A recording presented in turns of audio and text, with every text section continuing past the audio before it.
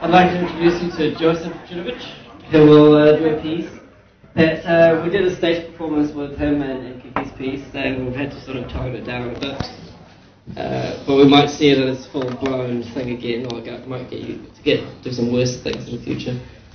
But for now, we'll get the, I don't know, you do it. Get up here, Joseph. Take it. Welcome, Joseph, everyone. Hello. I think I'd rather not use a mic, but... Yeah. We can hear you. Yeah, cool. We can hear you. Awesome.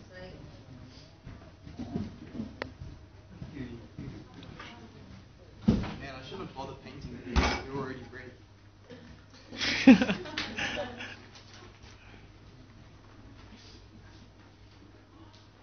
So there I was, seated in the most expensive restaurant in town, wondering how on earth I got there. Constellations of candles gaze over wooden floorboards at the New York-style loft. Activity crisps hold the air, welcoming warms the ambience. Lasagna shelves cradle virgin olive oil sheets, scraped, trembling high-rise anticipation, restaurant dense, dreading. Suddenly, a comet hurtles through the sky. Its tail of steam curves skywards. My nostril hairs prick, pig trajectory defined. I collect my for impact. Table shudder, wine glass wobble. Before me, black crater sizzle, ominous. Through the wafting steam, small and red, and cracked, and oozing, thick white sauce, alien.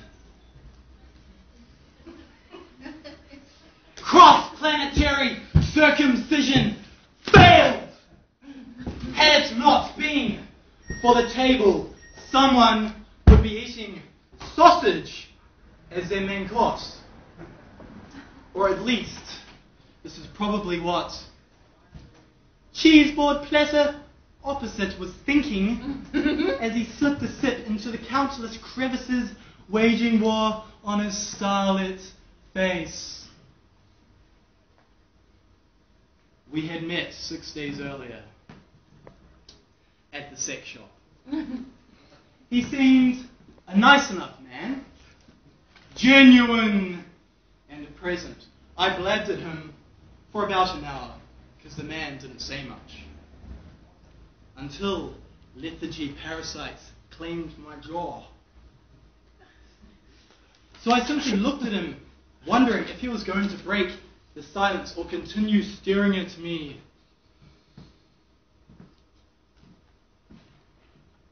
Time pimple threatened, self-destruction, doom impending, intercepting, platypus, platypus, pincers, attack.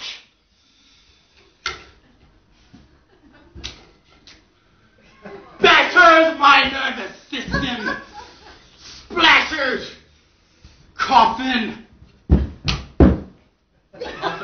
heebie-jeebies. He wanted to take me out for dinner in exchange for good conversation. This is the kind of statement us ex-sex workers dread. Hindsight suggested he saw this as a business deal. He told me he was a self-employed stock market investor based in Las Vegas, here on holiday to meet people like me. People like me? What is that supposed to mean? Young, curly-haired jungle wogs who work in pawn shops? I told my paranoid schizophrenic side to furiously masturbate elsewhere. The man just wanted good conversation. I am not adverse to a decent meal with someone who may teach me something new. To me, stock market investment sounds a bit like erectile dysfunction. And from what I've heard, Vegas is basically a throbbing collective of ego erections.